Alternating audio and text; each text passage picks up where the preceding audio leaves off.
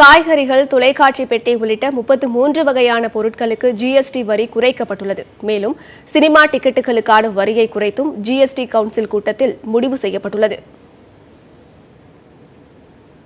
GST கவுன்சிலின் 31வது கூட்டம் டெல்லியில் மத்திய நிதியமைச்சர் அருண்ஜேட்லி தலைமையில் நடைபெற்றது.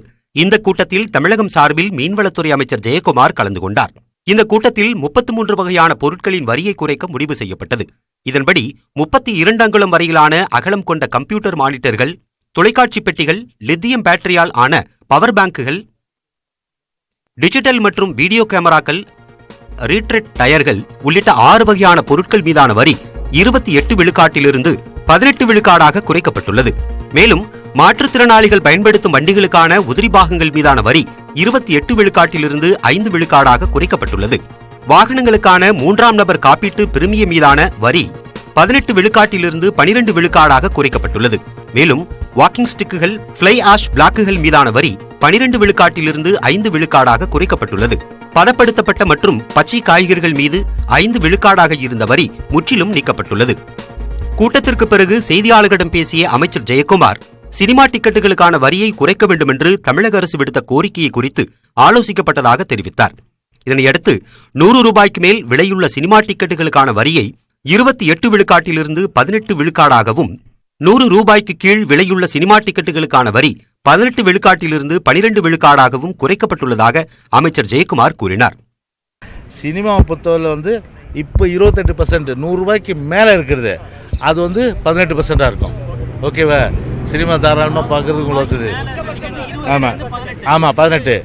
100 ரூபாய்க்கு கீழே ஏற்கனவே 18 இருந்தது இல்லையா, அது இனிமேல் 12% ஆகிடும். அந்த அறிவிப்பு இவர் நம்முடைய நிதியமைச்சர் நிச்சயமாக அறிவிப்பார். அதுக்குண்டான முடிவு எடுக்கப்பட்டிருக்கு. கூட்டத்திற்கு பிறகு செய்தியாளர்களிடம் பேசிய புதுச்சேரி முதலமைச்சர் நாராயணசாமி, அனைத்து பொருட்களின் உச்சபட்ச வரி விகிதம் 18 விழுக்காட்டிற்கு குறைவாக இருக்க வேண்டும் என்று காங்கிரஸ் வலியுறுத்தி வந்ததாகவும், ஆனால் நடந்து முடிந்த 5 மாநில தேர்தல்களுக்கு பிறகே வரி குறைப்பிற்கான முடிவை மத்திய அரசு எடுத்துள்ளதாகவும் சாடினார்.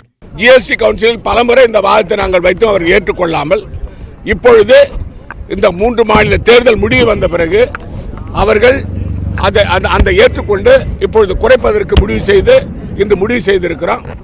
ஆகவே மொத்தம் 34 பொருட்களை தவிர மற்ற அனைத்து பொருட்களும் 18% அதற்கு குறைவாக வரும். குறைக்கப்பட்ட வரி விதிப்பு ஜனவரி 1ஆம் தேதி முதல் அமலுக்கு வரும் என்று கூறிய மத்திய நிதியமைச்சர் அருண்ஜேட்லி, இந்த வரி குறைப்பு நடவடிக்கையால் வரி வருவாயில் சுமார் 5500 கோடி அளவிற்கு இழப்பை ஏற்படுத்தும் என்றும் கூறியுள்ளார்.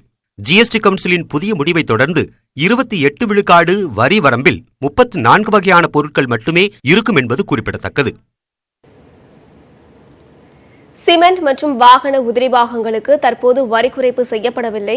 அவற்றுக்கு வரி குறைப்பு செய்திருந்தால் அரசுக்கு இழப்பு 33,000 கோடி ரூபாயாக அதிகரித்திருக்கும். எனினும் விரைவில் சிமெண்ட் மற்றும் வாகன உதிரி பாகங்களின் வரி விகிதம் குறைக்கப்படும் என தெரிகிறது.